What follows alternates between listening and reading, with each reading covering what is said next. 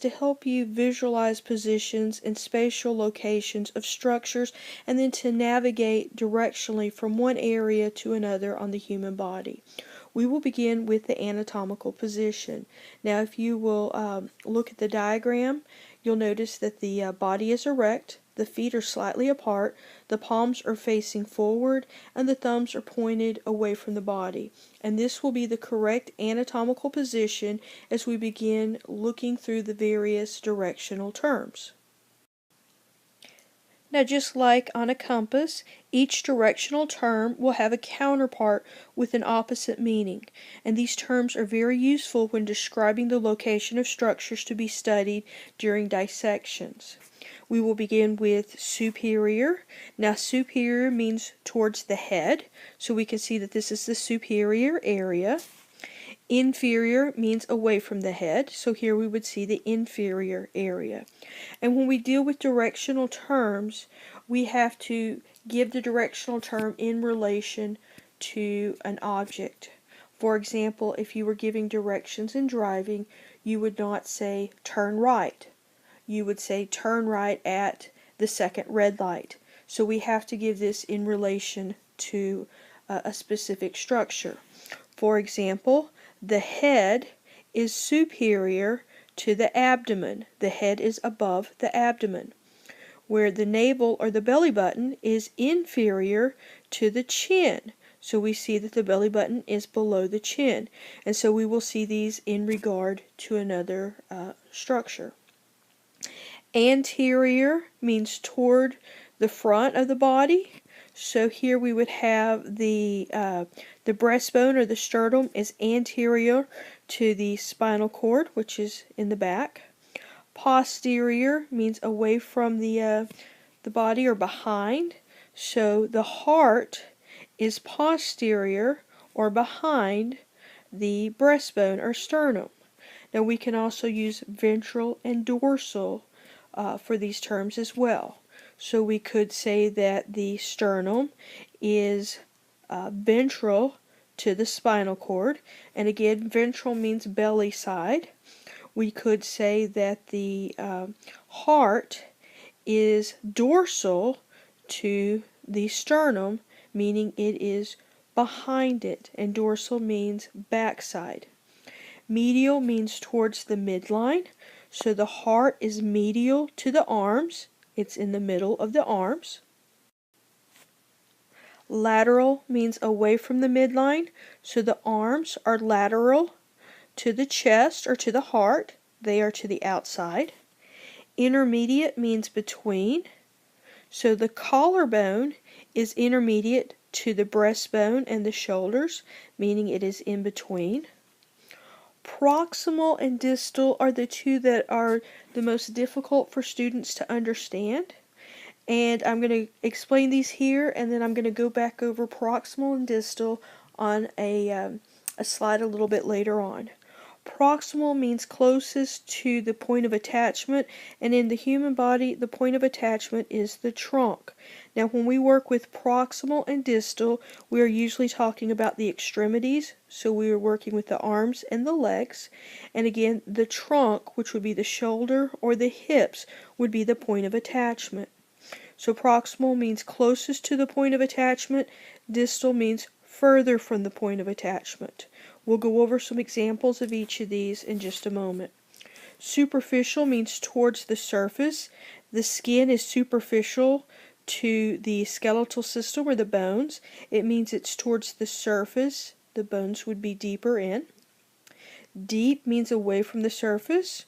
So the lungs would be deep to the skin. The lungs are deeper inside. The skin is more superficial or more to the outside.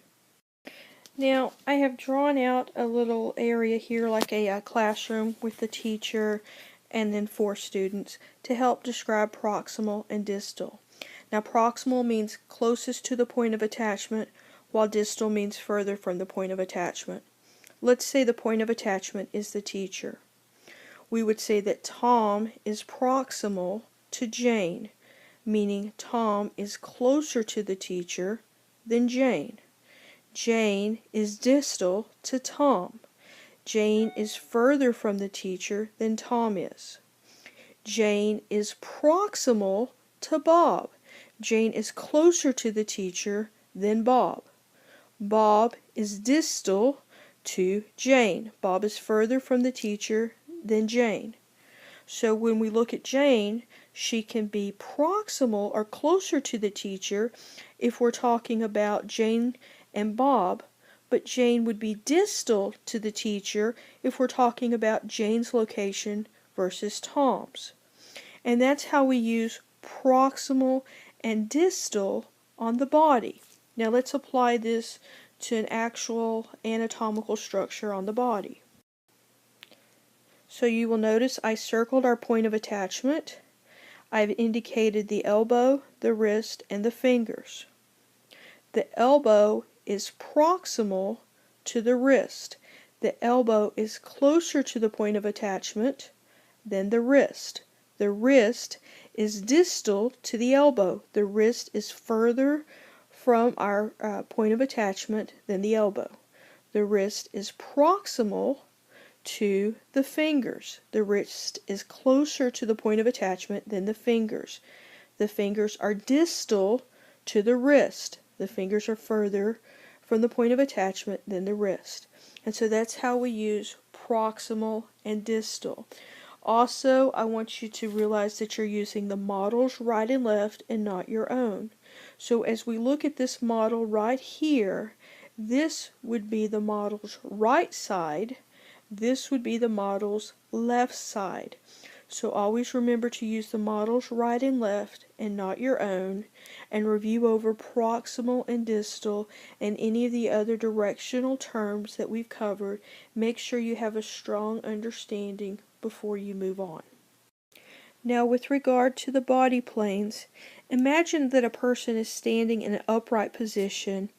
Now imagine that you are dissecting this person with imaginary vertical up and down and horizontal or right to left planes. This is the best way to describe the anatomical planes. Anatomical planes can be used to describe any body part or the entire body. So let's review over these. The first one we will look at is the sagittal. Now sagittal can also be known as the lateral plane, and this one is one that is perpendicular to the ground.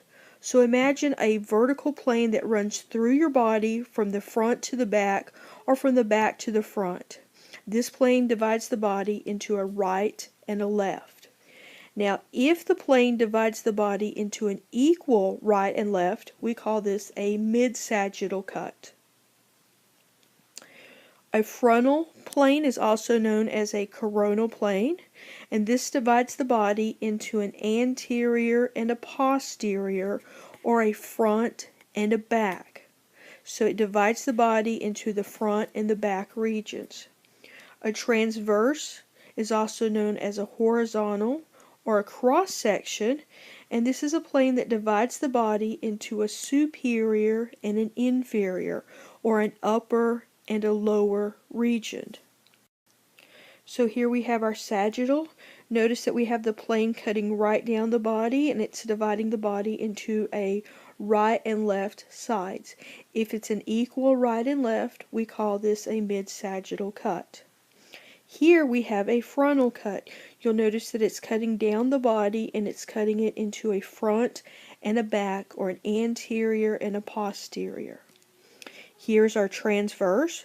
You'll notice it's cutting through the body. It's separating it into an anterior, a superior, and an inferior section. So before we move on, here's one more diagram just showing all three of the directional body planes that you'll run across in a typical anatomy class. And just remember that the anatomical planes can be used to help describe a body part or an entire body system, and it is used for helping to locate various structures or directions of movement within the human body.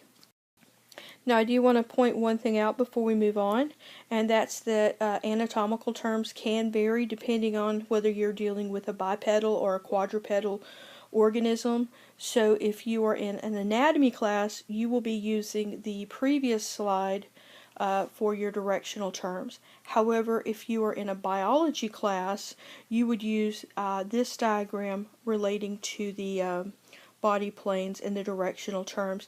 And there are slight differences that you will see between an individual that walks on 2 legs versus an individual that walks on 4 legs. Most notably, you will notice that the anterior and the posterior of a dog will be different than the anterior and posterior that would be on a human. On a human, the anterior would be the same as ventral, the posterior would be the same as dorsal. However, on a dog or on a quadruped, anterior will be towards the head, posterior will be towards the tushy. Now, as we begin to review over the body cavities of the human body, one of the things we'll see is that in most cases the body is described as having 2 main body cavities, and that will be the dorsal body cavity, which is all of this highlighted in yellow, and the ventral body cavity, which is all of this that's highlighted in red. Now, some anatomical references do not recognize dorsal body cavities, and so we can subdivide this down. As far as the dorsal body cavity is concerned, it protects organs of the nervous system. It can be subdivided into the cranial cavity, which contains the brain, and the vertebral cavity, which contains the spinal cord and the vertebrae. The ventral body cavity, like the dorsal cavity, has 2 subdivisions. It can be subdivided into the thoracic cavity. The thoracic cavity is surrounded by the ribs and muscles in the chest, and it contains the heart and lungs. And then we can have the abdominal pelvic cavity.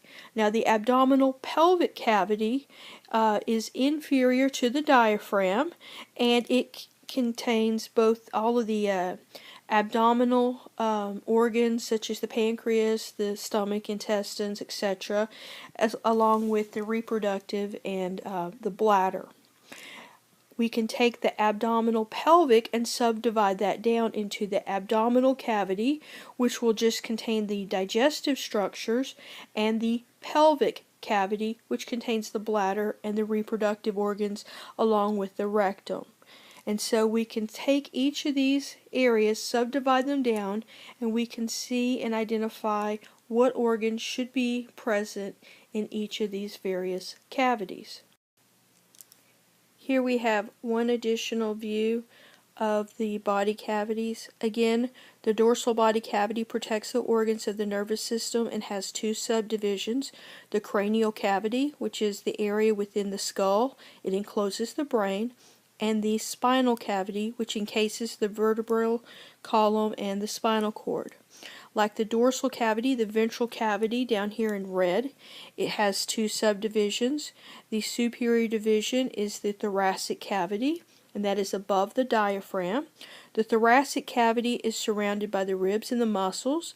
The thoracic cavity can be further subdivided into the pleural cavity, which covers the lungs, and the pericardial cavity, which lies around and encloses the heart.